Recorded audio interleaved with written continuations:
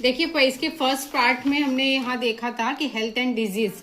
अब disease, infection disease कौन कौन, किस इन्फेक्शन की वजह से डिजीज होते हैं, इसका चार्ट हमें समझना है। क्योंकि अगर ये चार्ट हम समझ लेंगे तो हमें हर बीमारी और उसके बाद में कौन से बैक्टीरिया से होते हैं और उसके बाद में इन्फेक्शन कैसे फैलता है, उसके सिम्टम्स क्या हैं और उसके लिए हम लोग क्या मतलब प्रिवेंशन कर सकते हैं, कौन से टीके वगैरह लगा सकते हैं, वो समझेंगे।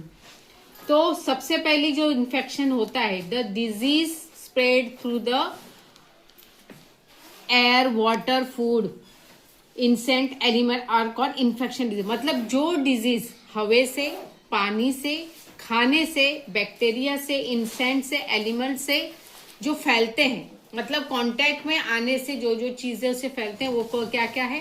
हवा से भी फैलता है डिजीज, पानी से, फूड से, और उसके बाद में एनिमल, इंसेक्ट्स देखो जैसे मच्छरों के काटने से डेंगू, मलेरिया, ये सारी चीजें होती है ना।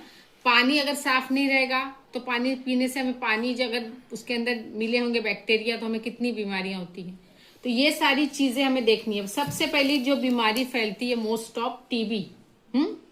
टीबी में जो है, जो बैक्टीरिया है ना, मैक्टोबैक्टीरियम टर्बिकुलम, ये जो स्प्लिंट होता है, स्प्लिंट मतलब अगर पेशेंट हवा में कहीं भी ऐसे यहाँ वहाँ थूक देता है, थूकते हैं और उसके बाद में उसके हम कांटेक्ट में आते हैं, उसके कपड़े या उसका बर्तन हम शेयर करते हैं, तो ये बीमारी हमें भी लग सकती है। इसलिए टीबी के मरीज से कहा जाता है दूर रहो, उसके कांटेक्ट में नहीं आना चाहिए।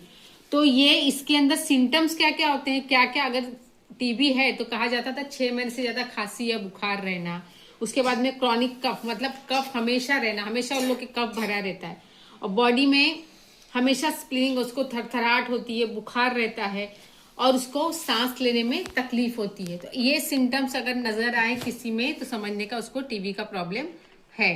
तो इसके लिए सबसे पहला देखो, बच्चा होते हैं उसको बीसीजी का वैक्सीन दिया जाता है टीबी का, और उसके बाद आइसोलेट किया जाता है, मतलब ऐसे पेशेंट को सबसे सेपरेट रखा जाता है कि ज्यादा किसी के कांटेक्ट में ना आए, और regular medical checkup, regular medical दवाइयां वगैरह चालू रहेंगी तो वो जल्दी से जल्दी टीबी 6 महीने में कवर हो जाती। अब दूसरा जॉइंडिस।